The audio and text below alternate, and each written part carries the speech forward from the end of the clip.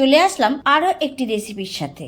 কড়াইতে 1.5 টেবিল চামচ বাটার দিয়ে দিলাম আর সাথে দিলাম 1 চা চামচ সাদা তেল দিয়ে একটা বড় সাইজের পেঁয়াজকে একটু ভেজে নিতে হবে, কিন্তু লাল করা চলবে না।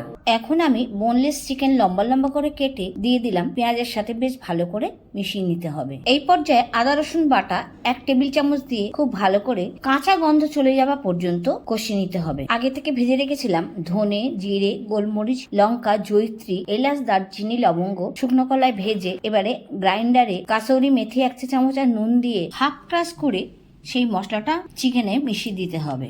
এবারে একে একে পরিমাণ মতো নুন, কাঁচা লঙ্কা চেরা আর টক দই হাফ কাপ দিয়ে চিকেনের সাথে খুব ভালো করে মিশিয়ে নিতে হবে। এরপর একটা টমেটোকে বিচ ছাড়িয়ে লম্বা করে কেটে মিশিয়ে দিলাম। এইবারে আমি সামান্য একটু জল দেব, দিয়ে আবারও ভালো করে মিশিয়ে দেব, দিয়ে একটু ঢাকা দেব কিছুক্ষণের জন্য।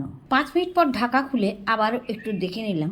এরপরে ক্যাপসিকাম আর পেঁয়াজটাকে একটু চৌকো করে কেটে মিশিয়ে দিলাম। বন্ধুরা, আমার রেসিপি কেমন লাগছে কমেন্ট করে জানাতে ভুলো না। আবারও 2 মিনিটের জন্য ঢাকা দিলাম। ঢাকা খুলে দেখে নিলাম যে সব ঠিকঠাক আছে কিনা। সামান্য একটু চিনি আর ধনে পাতা ছড়িয়ে দিলাম। বন্ধুরা, সামান্য একটু চিনি দিলে যে কোনো রান্নার স্বাদ বাড়ে। এই পর্যায়ে ফ্রেশ ক্রিম হাফ কাপ দিয়ে আবারও ভালো করে মিশিয়ে নিতে হবে। রান্নার শেষ পর্যায়ে এসে গেছি। হাফ টিস্পুন বাটার ছড়িয়ে দিলাম, দিয়ে রান্নাটা শেষ করলাম। কেমন লাগলো আজকের রেসিপি মখমলি চিকেন জানাতে ভুলো না। লাইক, শেয়ার, কমেন্ট করে দিও।